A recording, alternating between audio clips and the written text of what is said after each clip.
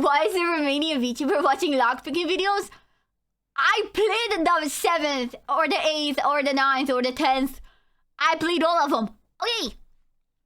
You're doing it wrong. The real double wrench method. We'll start with this. I've only seen one video from this channel, which is the April Fool's one.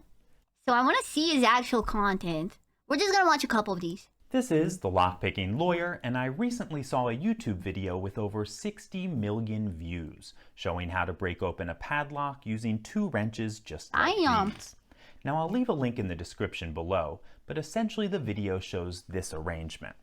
The 2 wrenches are inserted through the shackle of the padlock such that when they are I wish they inserted those wrenches in my shackle. pressed together, they lever against each other and exert an incredible amount of outward force on the inside of the shackle.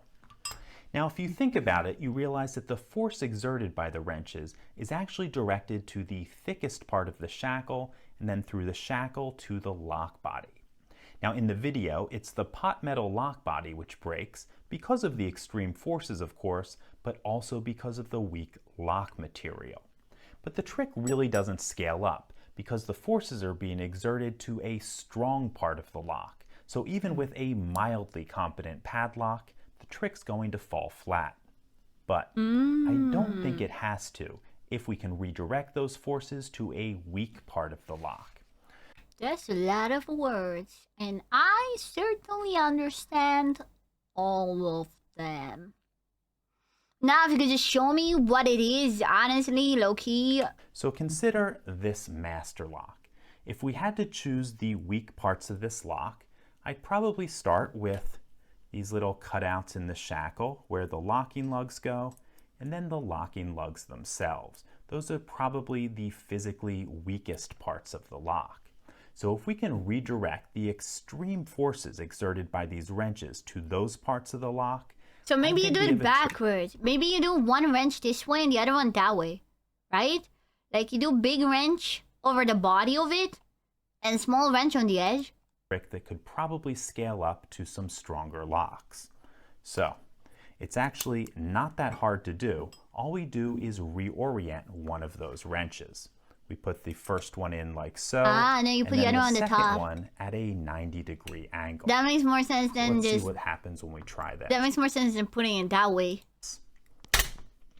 Okay. Yeah. Looks like we broke something, but it's not completely open. Let's try that one more time. There we go. Okay. Why is a Romanian Vtuber watching lockpicking videos? I played the 7th, or the 8th, or the 9th, or the 10th. I played all of them. Let's take a look at exactly what happened. Look, I just need to know this. Shackle, we can see that it broke the weakest right part on both of the shackle cutouts. So absolutely the weakest points of the metal there. Now, because this directs the forces to the weak parts of the lock rather than the strong parts, I think this is a far superior method to that shown in the video with 60 million views, and it's probably something that's going to scale up better and work on far stronger locks. This better have more than 60 million views. That's all I have for you today. If you do have any questions or comments about this, please put them below. I mean, I'm here to learn, chat. I really am here to learn.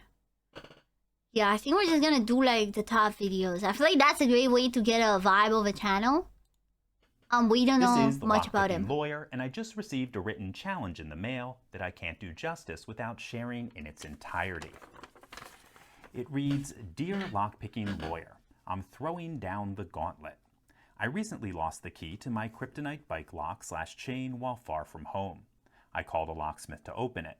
When he arrived, I asked if he could pick the lock since I have another key at home and didn't want the lock destroyed. He said my lock couldn't be picked, but when I said I had seen it done on YouTube, I got a strong reaction. The locksmith became visibly irritated and told me he had been picking locks for over there's lore to this one. There's lore. Years, and he was sick and tired of people watching fake lockpicking videos and expecting him to magically open locks in 2 seconds. When I asked if he had seen the Lockpicking Lawyer, he roughly dropped his tool bag and told me you're the worst offender and your videos are complete BS. Damn. After talking about lockpicking videos for a few minutes, he told me he was willing to put his money where his mouth is. Here is the challenge to you. The locksmith said I could send you the remains of my bike lock in a sealed package. And if you could There's open the lore package on video and pick the lock faster than he could open it with a grinder, he would refund the $75 he charged me for the job. We timed him cutting my lock. It took 2 minutes and 14 seconds. Are you up for the challenge? Will you defend your name? I'll be watching your channel and hoping. This guy, he's about to get schooled. He's gonna get schooled, bro. He's gonna get schooled. Kindest regards, Malcolm M. Okay, we'll take a look at the lock in just a moment, but before I do that, I want to say a few words about locksmiths and expectations. Malcolm says there's a kryptonite lock in here, which probably means a disk detainer core. While I'm sure there are some locksmiths out there who could pick it open probably quite quickly, the skills and tools required to open disk detainer cores are generally not part of the average American locksmith's repertoire. So, I certainly wouldn't fault a locksmith for being unable to pick a kryptonite bike lock. That said, let's open up the package and see if we can pick the lock. I actually don't even think he's roasting. I think he's just giving some general knowledge to be like, look guys, don't be mean to locksmith because you see me do it.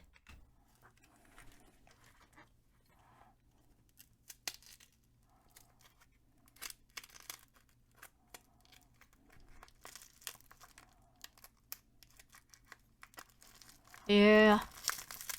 You need a set of tools. Really is angle grind it off. This certainly is a kryptonite lock. It's one of their evolutions. And it looks like it has the old version of disk detainer core. So let me get my disk detainer pick. So you gotta be faster than 2 minutes and 17 seconds. We'll use a timer to keep track of things. Okay. Yeah, see, that's a completely different tool than you would normally use. It's not like the little toothpicks. Quickly, we can get this open.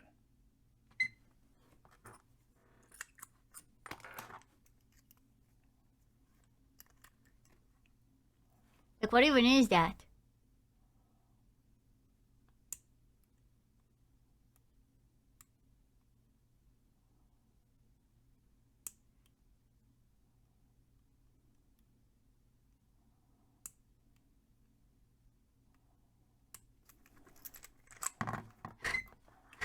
$28 seconds.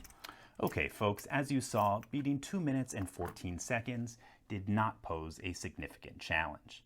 In fact, I suspect it's far less of a challenge than Malcolm will have trying to get his money back from the locksmith. In any case, that's all I have for you today. If you do have any questions or comments about this, please put them below. Yeah. If you like this video and would like to see more like it, please subscribe. And as always, have a nice day. Cinema. That lockpicker is gonna think differently about these types of YouTubers in the future. He's gonna think differently about them. He's not gonna think the same. Oh man, these kind of locks. Oh, you need a magnet for these.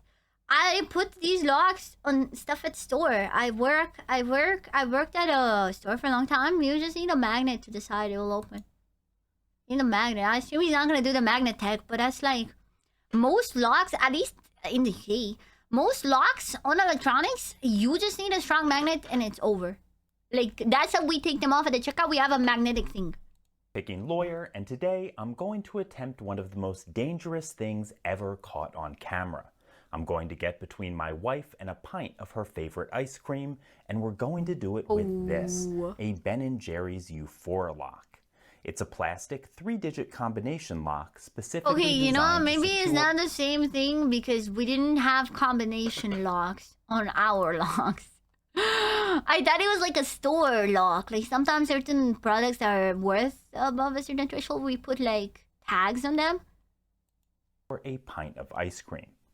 Now this is a lock that is incredibly Why easy. do you have man hands? I don't know. Maybe because I'm watching a YouTube video? I don't know.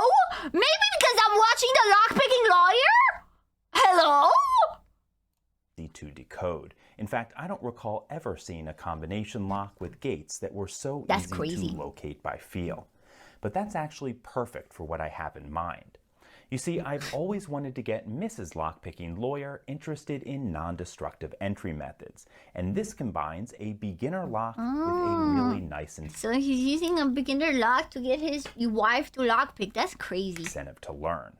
So what I'm going to do is lock up a pint of her favorite ice cream, Ben & Jerry's Vanilla Caramel Fudge, put it in the freezer, and when she finds it, hopefully I'll be able to convince her to join me on camera. I'm sure she'll just lockpick it and not be like, why would you do this? Give me, like, open it now. Open this up. So, off this goes to the freezer, and I will update you soon. Honestly, why? Okay, the top of this is cardboard. You take a knife, you stab a hole. Boom. Okay, folks, I really should have known. She sewed it in half and put some foil. Oh, that's the bottom. Then she turned it around and into the bottom. Hell yeah. I came home today to find my wife standing next to the refrigerator looking like the cat that ate the canary. So I opened up the freezer and I found this. So it seems that the lessons of the day come courtesy of Mrs. Lockpicking Lawyer, who reminds us all, first, that security is only as good as its weakest link, and second, that no man should ever get between his wife and her ice cream. In any case, that's all I have for you today. That's crazy. If you do have any questions or comments about So this, funny. please put them below. If you like this video, Honestly, and would to like the to see rear more, is better, I think, than to the top. Because in the top, you'd have to deal with all that. Hell yeah. Goals, chat. Goals. Removed in 1 second. Removing inventory control tags. Aren't these the ones? You need a magnet for This these. is the Lockpicking Lawyer, and today we're All you have is you put a magnet thingy at the top and it just comes out. going to talk about a security device that I'm called upon to defeat with some frequency. It seems that every couple of months, my wife or I come home from the clothing store to find one of these inventory control tags still attached to the garment. Surely My by wife no. is usually the victim, probably because she buys a lot more, but today it happened to me. Now, if you Surely search by on accident. YouTube, you will find dozens of removal techniques, the most common of which is burning it off. What? But if you mess up, these little Why would you burn it off? Just use a magnet. vials of ink will break and the garment is destroyed. Oh, they have Fortunately- ink on them in the UK, in America. That's kind of fun. That's kind of fun, man. That's kind of fun. No, it's just a magnet. It's like a round magnet. You put it in and it has like a hole and book, and then it comes off. There is a fast and easy way to remove these if you want to avoid a trip. Or otherwise, I would put a fork to the back. If I didn't have that, I would put a fork in there and I would use it like a levy to try to just chook. Back to the store. It only takes a few moments, and all you need is a powerful magnet. Yeah, I know this. I'm the ghost. I told you. Yeah. See, I have knowledge. See, it's the magnet. Hold the magnet to the bulging Yeah. portion of the tag while squeezing. Because that's how we two take them hands off at the together. store. As you can Yeah. see, it comes right off. The mechanism inside is very simple. It's just a spring-loaded plunger that locks on. It's not pre-wash. I put these tags. I have been the person to put these tags and take them off. At the checkout, when you take them off, you just tap them to a magnet. They come right off. In fact, if I put the magnet on it, we can hear that plunger going back. It's satisfying. It's a satisfying sound. I'm all too used to Lock it. it on one more time. You can see that's attached, and we got it off. So, next time the store forgets to remove its tag, now you know how to do it yourself and avoid driving back. In any case, that's all I have for you today. If you Yeah, that's do have crazy. I any can't believe questions or people didn't comments notice. Bro. about this, please put them below. If you like this video and would like to see more like it, please subscribe. And as always, Very important life lessons, chat. Very important life lessons, chat. Yeah, I might have to binge this channel. Oh, that's crazy. Remove this camera's boot? Oh, that's crazy. this is the Lockpicking Lawyer, and I recently saw a YouTube video of a news report covering an illegal car booting operation in the Chicago area. Now this And one's being important. who I am, I decided to see if I could find the exact model of car boot that the perpetrator used. I soon discovered that the model was sold under several different names on Amazon, so I picked one up, and we're going to see just how hard it would have been for someone with the right tools to release their car. It turns out that the right tools are nothing but a screwdriver and a tubular lockpick. So let's head outside, lock this on my car, and get to work. Okay, folks, we're out in my driveway, and I have this locked onto my car as best I can, given the size of the wheel that it's locked to. The first thing we That's a need to huge do is wheel. open this little door, and I'm going to do that using this tubular lock impressioning tool. It's crazy that they sell that. You know what I mean? It's crazy that you make a lock and they make a tool to open it. Okay, now that we have the door open, I just need to loosen a little screw there. Normally that would be done with this tool that comes with the boot, but I'm just going to use a screwdriver.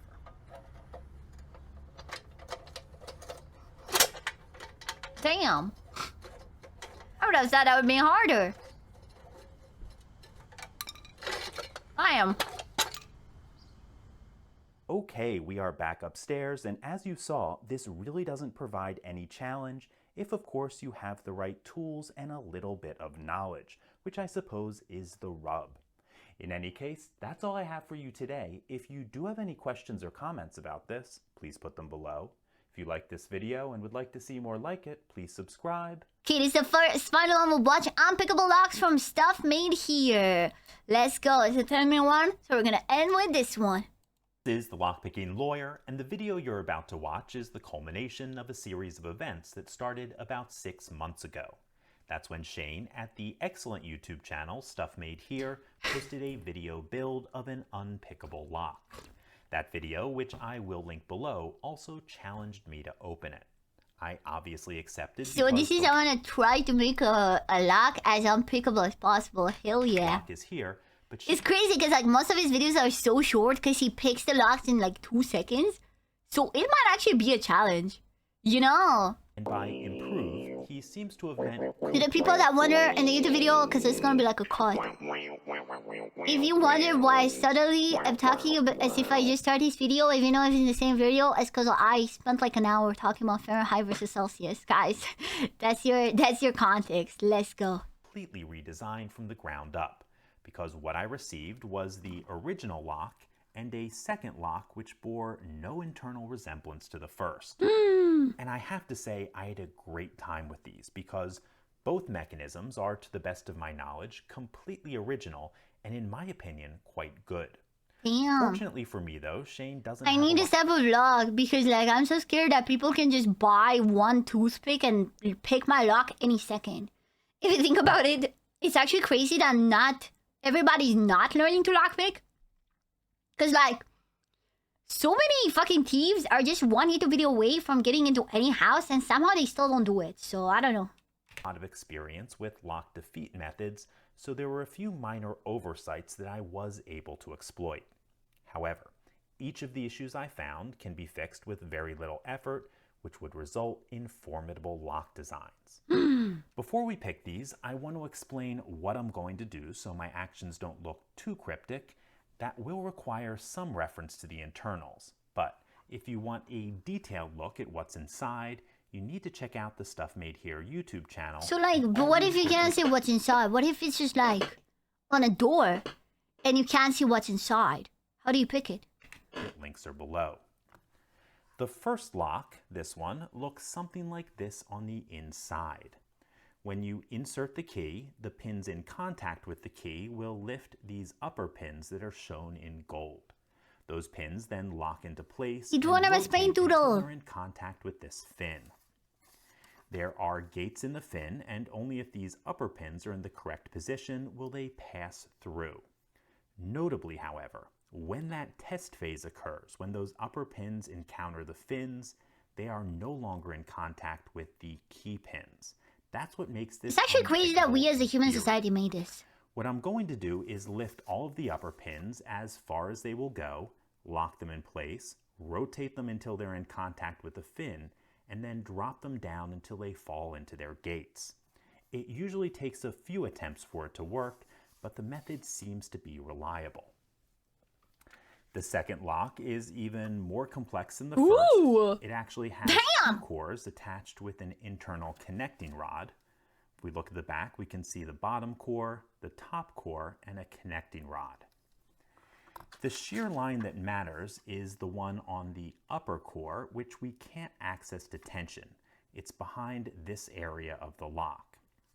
By the time that upper core actually turns, the bottom core is offset by about 45 degrees, which means you can't move. Is this how you guys feel like when I talk about rigging models and stuff? When I'm like, yeah, I just gotta make a toggle like this real quick. I'm just gonna just do it like that. Yes. Oh god. Oh god. Oh god. I'm like, oh yeah, the bottom core. Yeah, we all know about the bottom core. Of course. This is how I feel when I get like gym advice. They're like, do HIIT. I'm like, oh god, what is that? What is high intensity interval training? What is that? The pins. That's why this lock is, at least in theory, unpickable. Put differently, when you can access the pins, you can't tension the lock, and when you can tension it, you can't access the pins. Of course. I'm going to try to get around that by inserting a thin piece of metal between the door and the lock housing. Then slide it up until we're over the top of that upper core, and then pull down, which should tension the upper core. Once that happens, I should be able to pick this as I would a normal Wait, that's lock. crazy. Just because you did that, now you can pick it? That's insane. There are two other potential vulnerabilities. The first arises from a combination of this core rotating 45 degrees in either direction until it seizes up, and the tailpiece being misclocked by about 45 degrees. When we pick, you'll see why that makes a difference, but I think you'll get a chuckle when you see how they interact. The second vulnerability is decoding, and we can do that because all of these upper driver pins are the same length. A tool can be fashioned to lift all the pin stacks to the stopping point, fully compressing the springs. That's an indirect way of measuring the key pins. Which so do you need like a stick with 5 sticks? A key. I did not create that tool because I had another way to open this. But that's something that used to be common before manufacturers So they had like a stick with 5 sticks? Varying these lengths. Okay. It's called a key. I've been talking for too long. The jig that Shane sent me to pick these in is way too big to fit on my desk, so we are going to mount these up, head down to the garage, and try to open them. Okay, we are down in the garage. Both locks are mounted in this mount door, and the frame is secured to my workbench.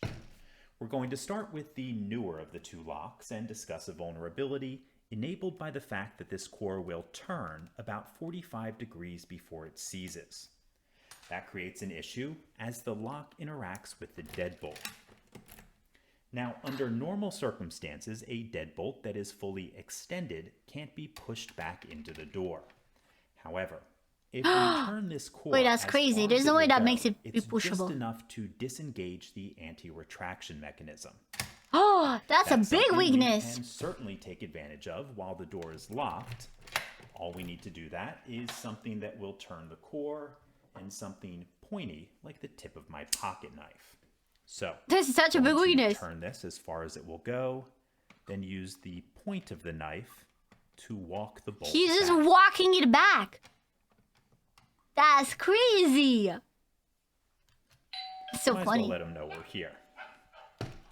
Next, we are going to attempt a picking attack, though certainly not a traditional one. Picking attack. We discussed it upstairs, but what I'm going to do Picking is attack. attempt to slip this between the door and the housing so we can tension the upper core.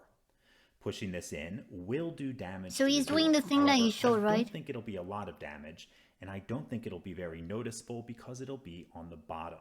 However, I will show you the damage after we're done. The hard part will be getting this into position, so let's do that now.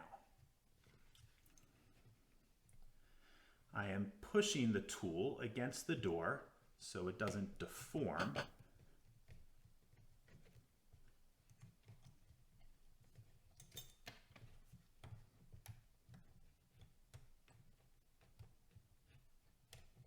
Damn. Doing the fancy way. Okay, I might have it, but the only way to be sure is to pull on these pliers and see if the pins are binding. There we go. Click out of 1. Little click on 2.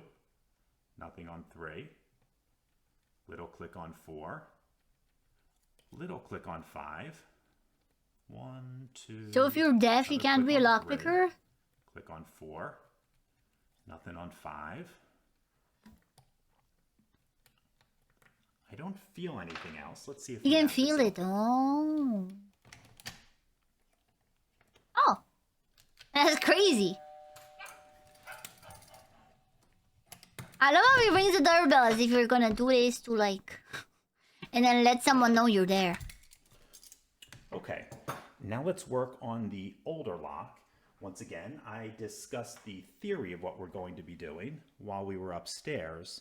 However, it's a little bit harder in practice. First, we need to lock it.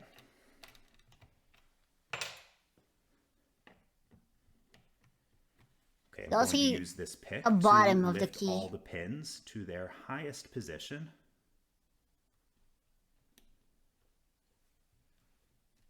Man, now I want to pick a lock. And when I release these, I'm going to be tapping on the housing with this mallet. It allows for a little bit more control as the pins come down, and it increases the chances of success from about 1 in every 10 times to 1 Also, in is every this guy a 3. lawyer? By the way? Is he a real lawyer? Or no? Yes? No? Oh. What?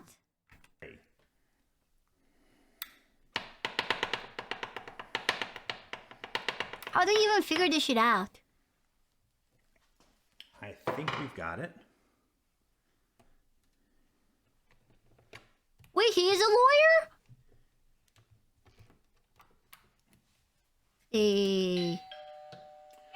Okay, folks, let's bring all this stuff back up. I think in my country it is illegal to lockpick if you're not a locksmith. Guys, I think in my country it is illegal to break into other people's houses, guys. I'm not too sure, but I think... Guys, in my country, I think it is illegal. I think it is illegal to bypass locks to get to other people's property in my house, guys. Oh, can't do it, man. That means nobody can do that. Surely nobody does anything if it's illegal, man. Aw, man. Aw, man. Stairs, I will show you the damage underneath, and we will sum everything up. Okay, folks, we are back upstairs, and I'm going to briefly address how to fix each of the exploits I demonstrated, but first, let's take a look at the damage to the door. It's certainly noticeable. Let the damage hit the door. Let the damage hit the door. Is covered by the lock, and the part that isn't is probably obscured because it's underneath the bulky housing. Frankly, even if I saw that, I'd probably attribute it to sloppy installation and not to an attack. While we're looking at the door, we're trying to be note that sneaky too. That's crazy. Shane welded both of the hinge pins, probably to stop me from popping the pins and declaring victory. And I've got to say, he did the right thing because I definitely would have done that. Moving on to the locks, the issue with the first lock can be fixed easily by decreasing the angle of the fins so there's no slope for them to rest on. I need this guy to make my Frankly, locks. A reverse rake would probably be advisable. With the second lock, the first exploit can be fixed with a slight modification to this moving tailpiece, reclocking that cutout by about 45 degrees. There are about a dozen ways to fix the picking exploit and deny access to the back of the lock, but when I told Shane about it, he precision machined a back cover, which is probably the most expensive solution, but certainly one that works. That's crazy. So, I hope you all enjoyed this. Shane, excellent work on these locks, and thank you so much for sending them my way. To everyone else, that's all I have for you today. If you do have any questions or comments about this, please put them below. If you like this video and would like to see more like it, please subscribe. And as always, have a nice day. Thank you. Yeah. Cinnamon. Okay, nice. Mm-hmm. Damn, I'll definitely use that next time I go to the bike store because I want a new bicycle sometime, and I go to the store and purchase one. Ha ha. Ha ha ha ha. Ha ha ha ha.